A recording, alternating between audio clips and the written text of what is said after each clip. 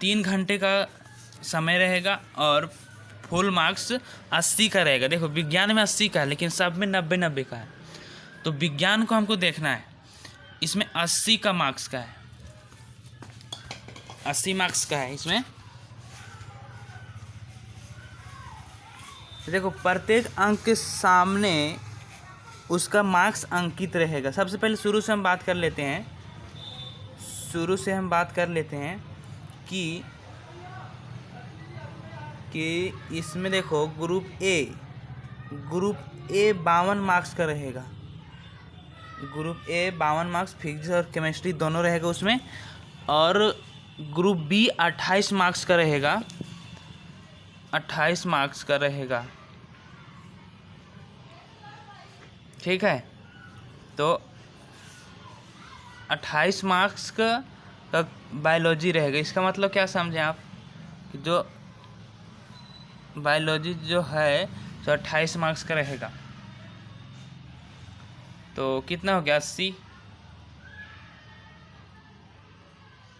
तो मतलब कि फिजिक्स का 26 का है और बायोलॉजी 28 का है।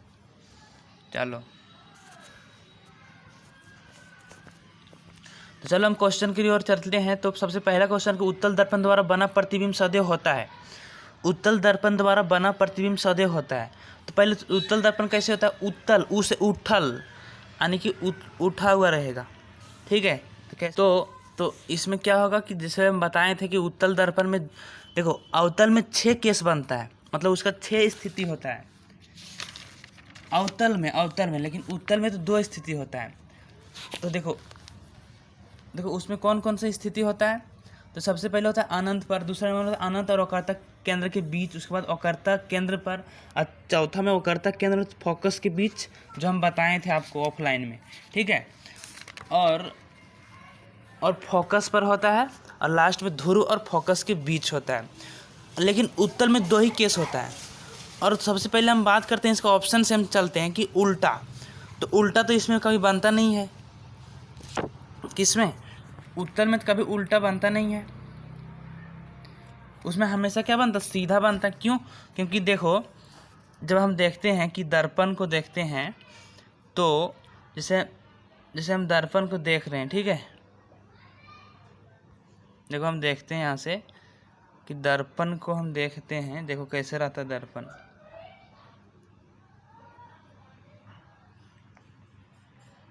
ऐसे।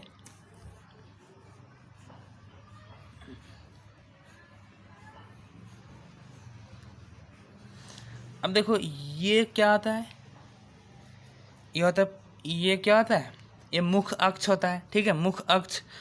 अब देखो अनंत पर जब रहेगा वस्तु तो कहाँ रखेंगे इसको,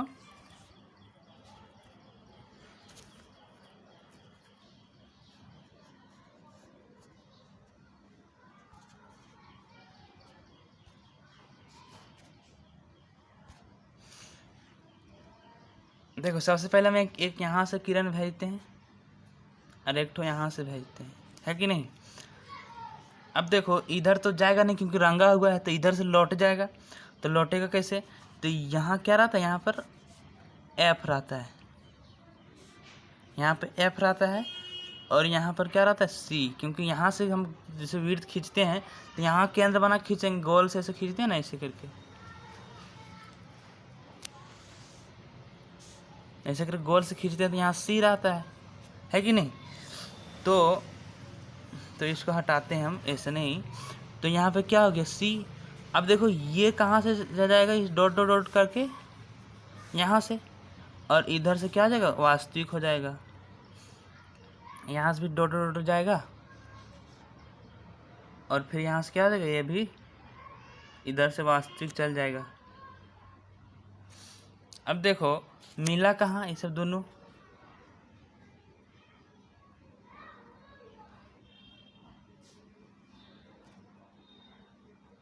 देखो मिला कहाँ, देखो यहाँ पर ये, लेकिन ये काल्पनिक है ना।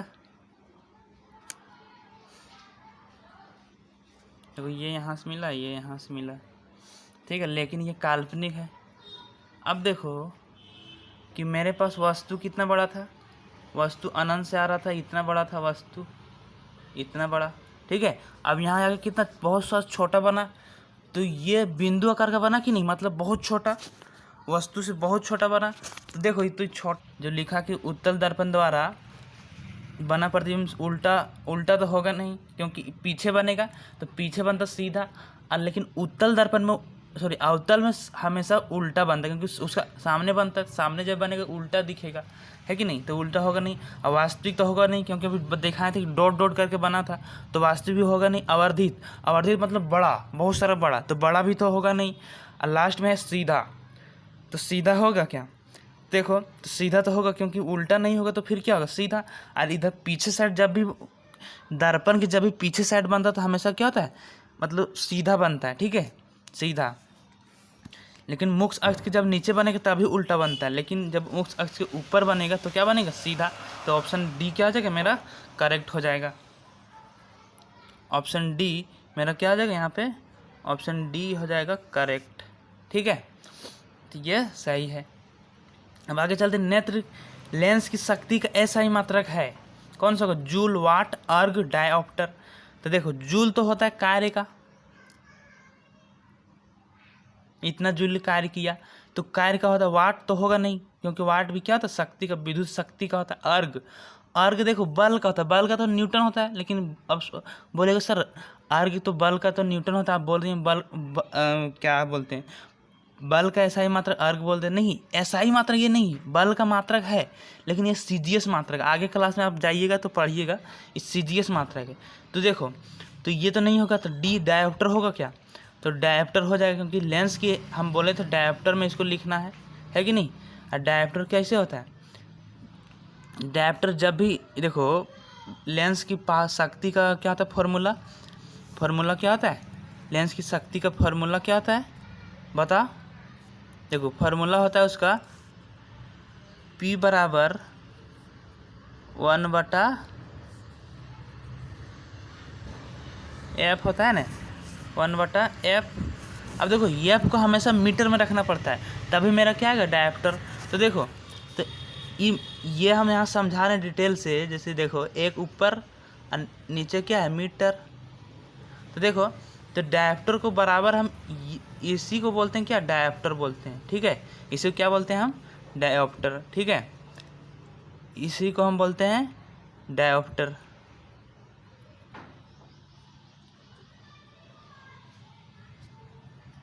तो देखो तो डायोप्टर को हम ऐसे भी नहीं लिख सकते हैं क्या, m इसको ऊपर जाएगा तो पावर यहाँ 1 है, यहाँ पर तो ऊपर जाएगा तो -1 पावर होगा, तो डायोप्टर बराबर हम क्या लिख सकते हैं, -1। तो ये भी याद रखना आपको, ठीक है। जहाँ नहीं समझ में आएगा कमेंट कीजिए।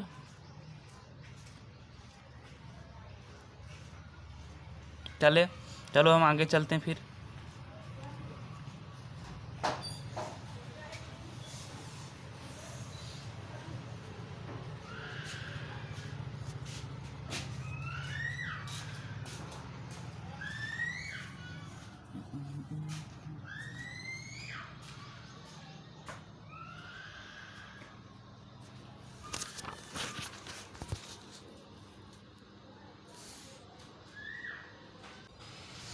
तो हम आगे चलते हैं तीसरे क्वेश्चन की ओर, जिसमें आँख के रंगीन भाग को क्या कहते हैं, तो कॉर्निया, आइरिस, रेटिना, स्क्लेरोटिक्स। तो स्क्लेरोटिक्स तो हम लोग पढ़े नहीं हैं, कॉर्निया पढ़े हैं, आइरिस पढ़े हैं, रेटिना पढ़े हैं।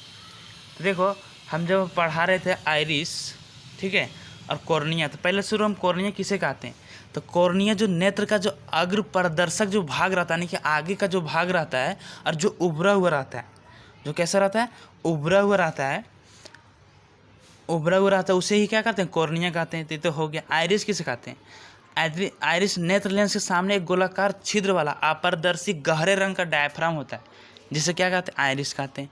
गहरे रंग यानी कि रंगीन कह सकते हैं इसको, तो रंगीन क्या था, डायफ्राम। तो क्या आ जाएगा, ऑप्शन बी हो जाएगा मेरा करेक्ट। अच्छा रेटिना की बात ही कर लेते हैं। रेटिना क्या होता है, अंदरूनी पिछली सतह एक प्रकाश संवेदी झिल्ली का बना होता है। जो पिछली सतह रहता है वो चीज़ जहाँ पर मतलब इमेज बनता है उसी को क्या बोलते हैं, रेटिना। तो ये भी नहीं होगा, तो क्या आ जाएगा, बी वाला करेक्ट आंसर इसका हो जाएगा। ऑप्शन बी क्या आ जाएगा इसका करेक्ट, सही, ठीक है। आगे फिर चलते हैं जल्दी जल्दी। देखो जहाँ समझने का वहाँ समझते जाइए, ठीक ना। प्रत्येक इलेक्ट्रॉन पर कितना कूलाम ऋण होता है, ऋण आवेश होता है, ठीक है। तो देखो कितना कूलाम, तो यहाँ से हम समझते हैं कि आवेश का ऐसा ही मात्रा क्या होता है, कूलाम होता है, जिसको आवेश को क्यू द्वारा डिनोट करते हैं, कूलाम को सी, ठीक है। तो देखो तो प्रत्येक इलेक्ट्रॉन पर कितना कूलाम होता है, प्रत्येक इलेक्ट्रॉन पर कितना कूलाम ऋण आवेश होता है। देखो इलेक्ट्रॉन है तो इलेक्ट्रॉन में ऋण आवेश ही होगा, क्योंकि इलेक्ट्रॉन है तो इलेक्ट्रॉन नेगेटिव रखता है अपने पास, ठीक है। तो ऋण आवेश तो उसमें ऋण आप कहीं खोजिएगा तो दिया नहीं। पावर, अब बहुत लड़का देखता है कि पावर किस में ऋण है, तो सब में पावर ऋण है, उससे नहीं होता है। तुमको देखना कि एक इलेक्ट्रॉन पर हम लिखाए थे कि एक कूलाम पर कितना इलेक्ट्रॉन होता है, और एक ये भी लिखाए थे कि एक इलेक्ट्रॉन पर कितना कूलाम ऋण आवेश होता है, ठीक है। तो देखो हम क्या लिखाए थे, देखना ध्यान से। हम लिखाए थे कि एक इलेक्ट्रॉन बराबर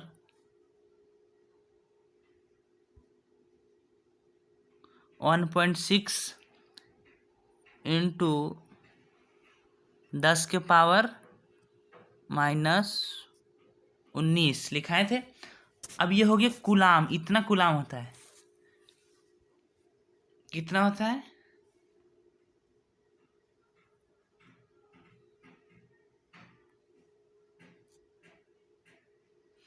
तो देखो एक इलेक्ट्रॉन पर कितना था कूलाम होता, 1.1 गुने 10⁻⁻19 कूलाम। और यही पूछ दे कि एक कूलाम पर, यही पूछ दे कि एक कूलाम पर कितना होता है,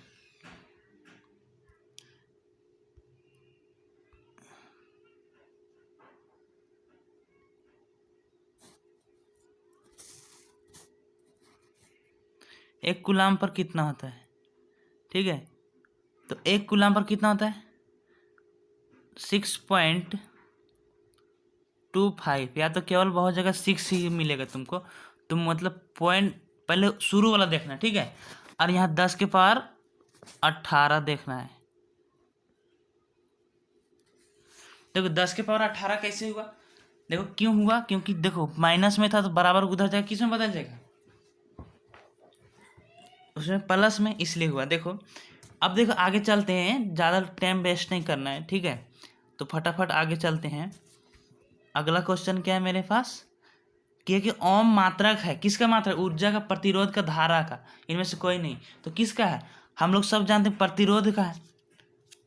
अच्छा ओम को किससे दर्शाते हैं, ओम को तो ऐसे करके नहीं दर्शाते, ऐसे ओम का, ठीक है। आगे छठा क्वेश्चन है कि शरीर में भोजन का पाचन किस अभिक्रिया, शरीर में भोजन का पाचन किस प्रकार की अभिक्रिया है, ठीक है। तो देखो शरीर में भोजन, जो देखो सबसे पहले हम खाना खाते हैं, तो खाना खाने के बाद क्या मिलता है हमको, ग्लूकोज मिलता है, जिससे ऊर्जा प्राप्त होता है। अब देखो ग्लूकोज जब मिलता है, पहले शुरू भोजन को क्या होता है, विखंडन होता है, विखंडन होने से क्या मिलता है, ग्लूकोज मिलता है। फिर ग्लूकोज विखंडन होता है, जिससे कार्बोहाइड्रेट मिलता है और एक CO2 गैस बन जाता है। सॉरी, पहले भोजन खाते हैं उसमें कार्बोहाइड्रेट हमको मिलता है, और कार्बोहाइड्रेट क्या होता है कि टूटता है, कार्बोहाइड्रेट टूटा तो एक से मिलता है ग्लूकोज मिल जाता है, और दूसरे से क्या मिलता है CO2 मिलता है। तो विखंडन होना, विखंडन मतलब क्या है, जिसमें एक पदार्थ अनेक पदार्थ में टूट जाता है, उसको कौन सा विक्रिया कहते हैं, संयोजन, अपचयन, विस्थापन, वियोजन। तो कौन सा होगा, वियोजन हो जाएगा। और बोल रहा पाचन, तो पाचन सबसे खाता है तो टूटता है, टूटता तभी तो पूरा मतलब महीन होके पूरा, फिर समझ रहे हो आप, ठीक है। तो कौन सा हो जाएगा इसका ऑप्शन डी, तो छठा का ऑप्शन कौन सा हो जाएगा, डी, डी हो गया। देखो आप वीडियो को पूरा देखिए, थोड़ा सा देखने से बहुत हम सोचते हैं अरे मेरा काम हो गया, ऐसा नहीं, पूरा देखने से बहुत सारा चीज़ हमको समझ में आता है, ठीक है। कोई भी चीज़ है जब शुरू किया तो उसको पूरा ख़त्म करके ही छोड़ना चाहिए। चलो आगे चलते हैं। देखो जल में घुलनशील क्षारक क्या कहलाता है, अम्ल कहलाता है, क्षार कहलाता है, लवण कहलाता है, इनमें से कोई नहीं। हम जब अम्ल अम्ल क्षार और लवण जब हम पढ़ा रहे थे उस समय हम बताए थे कि क्षार और क्षारा को सेम सेम समझना है, लेकिन थोड़ा सा अंतर है दोनों में। क्या अंतर है कि जो जल में घुलनशील हो जाता है उसको हम बोलते हैं क्षार, और जो घुलनशील नहीं होता है ऐसा क्षारक, मतलब वैसा क्षारक जो जल में घुलनशील हो जाता है उसको क्षार बोलते हैं, ठीक ना। सबको हम क्षारक बोलें, लेकिन जो जल में पर्सनली जो जल में घुलनशील होगा उसको क्या बोलेंगे, क्षार। तो ये तो ज़्यादा आसान था, ऑप्शन बी में था, ठीक है ना।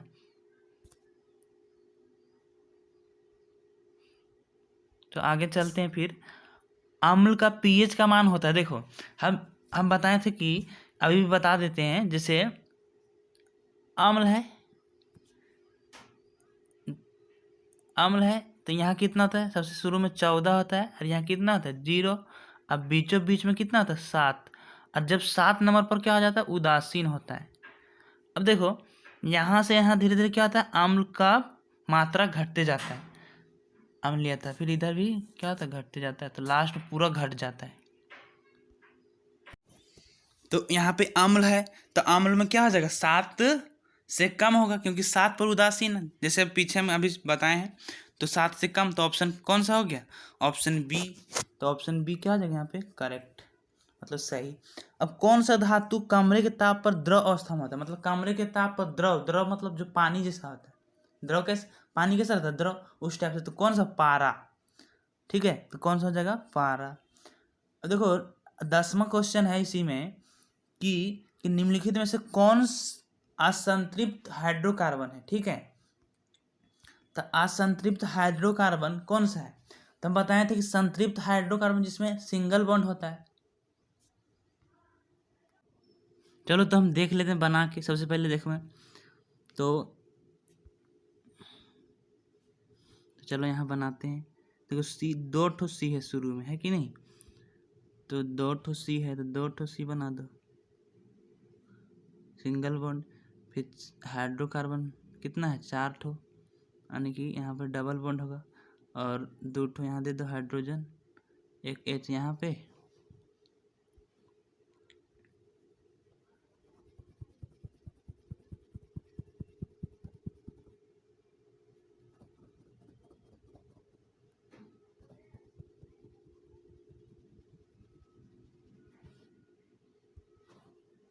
देखो 2 हो गया, एक H, एक इधर एक H दे देते हैं, एक H और एक H इधर, और एक ठो H इधर। ये हो गया पहला। देखो पहला में डबल बॉन्ड आ गया है, ठीक है, आगे देखते हैं। फिर दूसरा में C4H10, ठीक है, तो C4H10 है, तो C कितना है, 4 ठो,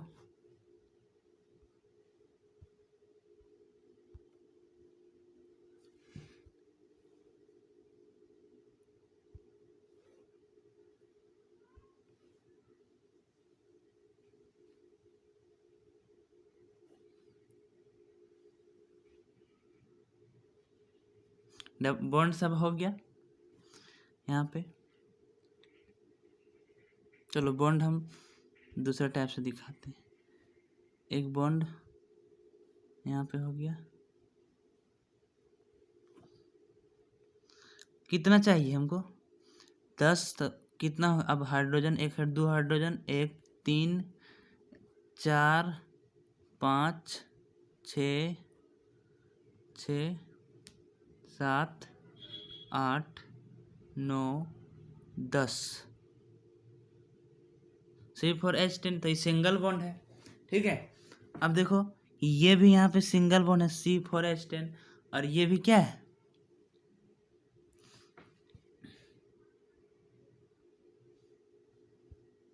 तो हम बताए थे कि जिसमें डबल बॉन्ड होता है, तो डबल बॉन्ड किस में होता है, हम 3 ठो फार्मूला बताए थे, एगो एल्केन, एगो एल्किन, एगो एल्काइन, ठीक है। तो देखो एल्केन में क्या होता है फार्मूला, एल्केन का फार्मूला क्या होता है, यहाँ पे हम शुरू से लिख देते हैं तीनों फार्मूला, ताकि आप आगे देखो। मेरा टारगेट रहता है कि केवल क्वेश्चन इसको बनाना टारगेट नहीं है हमको, मतलब आगे के लिए भी मतलब आए इस टाइप से क्वेश्चन तो बन सके। आगे पूछ देगा संतृप्त हाइड्रोकार्बन छाटें, तो यहाँ तो असंतृप्त दिया लेकिन संतृप्त पूछ देगा, इसमें सेट देने का मतलब कि इसी टाइप से हर एक क्वेश्चन पूछेगा, टाइप यही रहेगा लेकिन क्वेश्चन थोड़ा सा चेंज करेगा, ठीक है, इसलिए सब जानना जरूरी है। तो देखो पहला बताए थे C2H2N+2, ठीक है। फिर बताए थे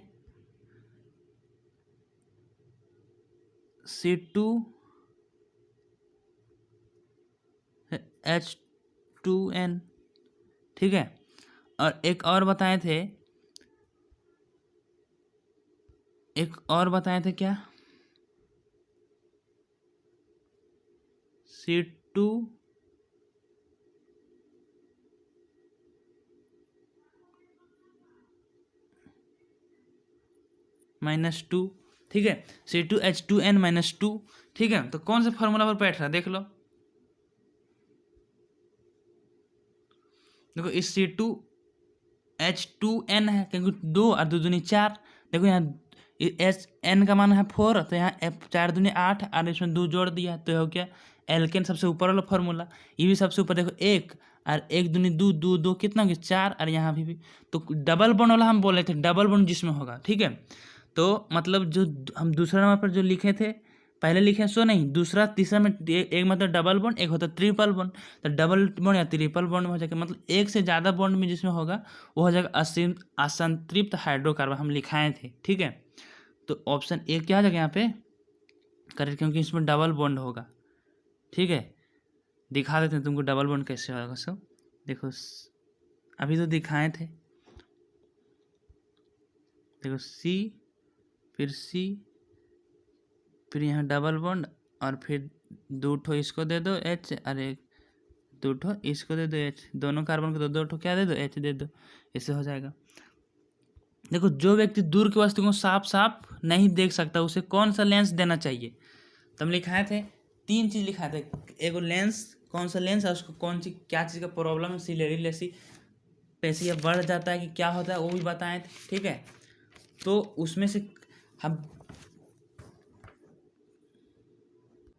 जो क्वेश्चन है कि जो व्यक्ति दूर की वस्तुओं को साफ नहीं देख सकता उसे खाली स्थान लेंस का करना चाहिए, खाली स्थान लेंस का व्यवहार यानी कि खाली स्थान लेंस का प्रयोग उसको करना चाहिए, ठीक है। तो कौन सा लेंस होगा, तो जो व्यक्ति दूर की वस्तुओं को साफ नहीं देख सकता उसे कौन सा लेंस का व्यवहार करना चाहिए, कौन सा लेंस उसको पहनना चाहिए, कौन सा लेंस का चश्मा उसको पहनना चाहिए। तो दूर के वस्तुओं का साफ नहीं देख सकता यानी कि उसका कौन सा दोष होगा, उसको निकट दृष्टि दोष, क्योंकि निकट वाला दिख रहा है तो निकट दृष्टि दोष। समझ आ रहा है कि नहीं, इसमें कन्फ्यूज नहीं होना, हम बताए थे कि उल्टा है, ठीक है। निकट वाला दिखेगा तो निकट दृष्टि दोष, और मतलब अच्छा से दिखेगा निकट वाले तो निकट दृष्टि दोष, यदि दूर वाले दिखेंगे तो दूर दृष्टि दोष।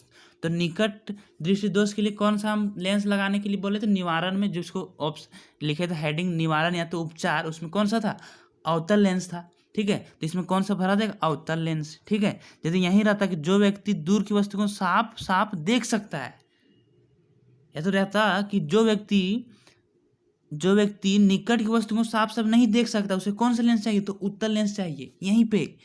और एक और होता है, एक और इम्पोर्टेंट है कि बायफोकल, जिसको जरा दृष्टि दोष होता है। तो बोले अगर सिंपल पूछ देता है जरा दृष्टि दोष वाले व्यक्तियों को कौन सा लेंस का व्यवहार करना चाहिए, तो उसमें बायफोकल लेंस हम तीनों लिखाए थे। ये ज़्यादा इंपॉर्टेंट है क्योंकि इस बार 2021 वाले एग्जाम से जो रंग बिरंगा संसार है उससे यही वाला हेडिंग खाली आएगा, नेत्र वाले, अब बाकी पीछे वाला सब हेडिंग खत्म हो गया है, ठीक है। तो यहाँ से क्वेश्चन बनने के ज़्यादा चांस रहता है, इसलिए यहाँ जरूर पढ़ लेना। और यहाँ से फिक्स 3-4 नंबर फिक्स आ जाएगा थोड़ा सा पढ़ने से, इसलिए यहाँ ज़्यादा पढ़ना है तुमको, ठीक है। खास करके ये ए वाला दृष्टि दोष वाला थोड़ा दृष्टि दोष वाला जो टॉपिक है उसको ज़्यादा पढ़ना है, ठीक है। चाहे कोई भी लड़का हो। चालक में बहने वाली धारा किसके समानुपाती होती है, धारा मतलब चालक में भरने वाली धारा जो आई है सो, ठीक है, किसके समानुपाती होती है, तो विभवांतर के। किससे हम जानते हैं, ओम के नियम से जानते हैं, ठीक है। तो लिखे थे कि भी डायरेक्टली प्रोपोर्शनल टू आई, तो ये उल्टा पूछ देगा तो क्या हो गया, वही हुआ। जैसे हम नहीं लिखे थे वहाँ पे कि भी जो है सो डायरेक्टली प्रोपोर्शनल टू क्या आई, मतलब भी है समानुपात है किसका, आई का, या तो आई समानुपात है भी का, तो इसको बोलते हैं समानुपाती, ठीक है। तो हो जाएगा यहाँ क्या हो जाएगा विभवांतर, भी से क्या होता है विभवांतर। देखो विभवांतर का ऐसा ही मात्रक वोल्ट होता है, लेकिन दोनों को भी से डिनोट करते हैं, इसलिए इसमें कन्फ्यूज ज़्यादा हम होते हैं, समझ आया कि नहीं। तो इसमें हमको कन्फ्यूज नहीं होना है, क्योंकि दोनों भी से करते हैं, उससे हमको दिक्कत नहीं है, ठीक है। तो यहाँ क्या भरा जाएगा विभवांतर। अपन ने भराया था अवतल, यहाँ पे क्या भरा जाएगा विभवांतर, ठीक है। क्या भराएगा विभवांतर।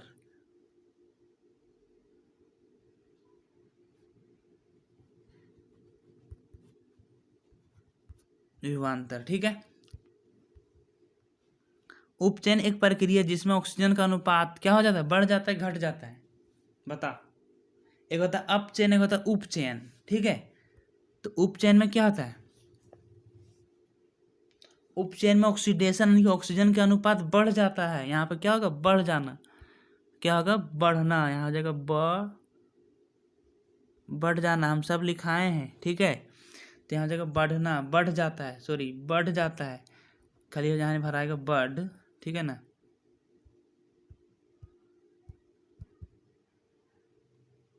ठीक है, तो बढ़ जाता है, यहाँ भर दो। चलो आयनिक यौगिक के क्या गलनांक उच्च होते हैं कि निम्न, बता।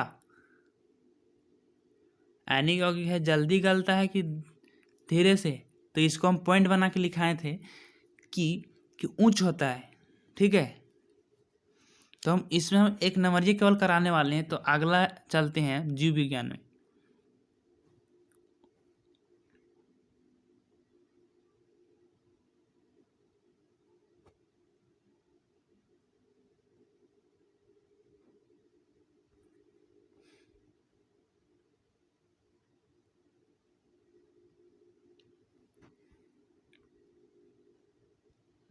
देखो यहाँ पे एक नंबरिया क्वेश्चन और है, एक ठो यहाँ पे 20वां नंबर, इसको भी देख लेते हैं।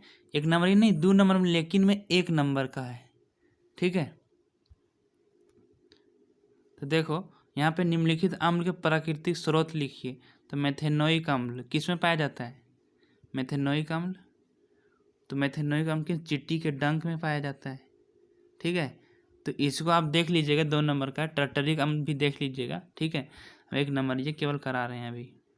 देखो ये भी इम्पोर्टेंट है कि ये तो हर बार आता है कि निम्नलिखित समीकरण रासायनिक समीकरण को संतुलित कीजिए। देखो फिर से आगे दृष्टि दोष किसे कहते हैं, 3 प्रकार के दृष्टि दोषों का नाम लिखिए।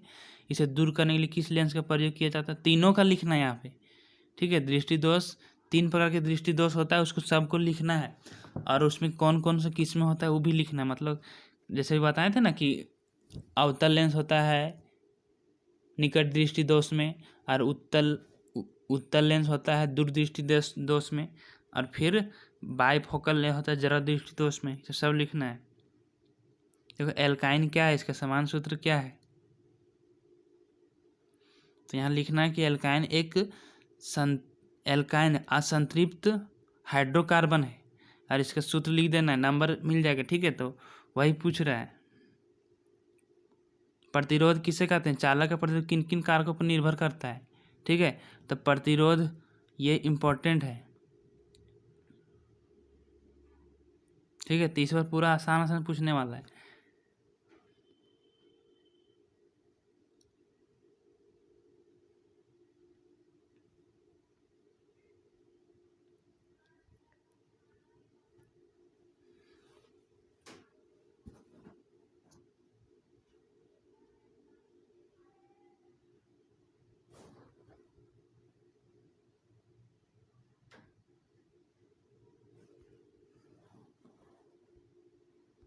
देखो एक क्वेश्चन का हम ये तो ऐसे भी हम बता चुके हैं इसको जब पढ़ा रहे थे उस समय, लेकिन इसमें देखते हैं याद है कि नहीं, इसको कमेंट करके बताना कि मछली के हृदय में कोशिकाओं की संख्या कितनी है, ठीक है। 2, 3, 4 या केवल 1, ठीक है। अगला देखो कौन सा मादा जनन तंत्र का भाग नहीं है, मतलब मादा जनन तंत्र में कौन सा भाग नहीं है। तो अंडाशय तो होता है उसमें, गर्भाशय भी उसी में होता है, शुक्राशय डिम्ब वाहिनी भी उसी में होता है। तो शुक्राशय हो जाएगा, शुक्राशय क्योंकि किस में होता है नर में होता है, जिसमें शुक्राणु रहता है, ठीक है। 29 में है मेंडल ने अपने प्रयोग के लिए किस पौधे का चयन किया था, अंगूर, मटर, टमाटर, सरसों। तो मटर के पौधों पर हम बताए थे, ठीक है। देखो पृथ्वी पर ऊर्जा का प्रमुख स्रोत है, प्रमुख स्रोत क्या है? लकड़ी, सूर्य, विद्युत। ऊर्जा का प्रमुख स्रोत, सबसे प्रमुख मतलब जो ज़्यादा मेन स्रोत कौन सा है ऊर्जा का? सूर्य है, सूर्य। देखो वैश्विक उष्णता के लिए कौन सा उत्तरदायी, मतलब वैश्विक उष्णता मतलब ग्लोबल वार्मिंग के लिए कौन उत्तरदायी है? तो CO2 है, तो CO2 मानना है इसमें। कौन सा? CO2। ठीक है, अब खाली स्थान को भरना है। देखो पहला कि खाली स्थान जल और कार्बन डाइऑक्साइड प्रकाश संश्लेषण की आवश्यकता है। कौन कौन चीज? तो खनिज जल और कार्बन डाइऑक्साइड प्रकाश संश्लेषण क्या है? जरूरत है। ठीक है, तो ये हो गया, तो 1 नंबर कंप्लीट हो गया यहाँ से। ठीक है, अब इसका हम 2 नंबर का कराएंगे। ठीक है, तो इसमें इतना ही बाकी कराएंगे हम। ठीक है, और बहुत सारा है इसमें, हर विषय का 1 नंबर ये पहले करा लेंगे। ठीक ना, उसके बाद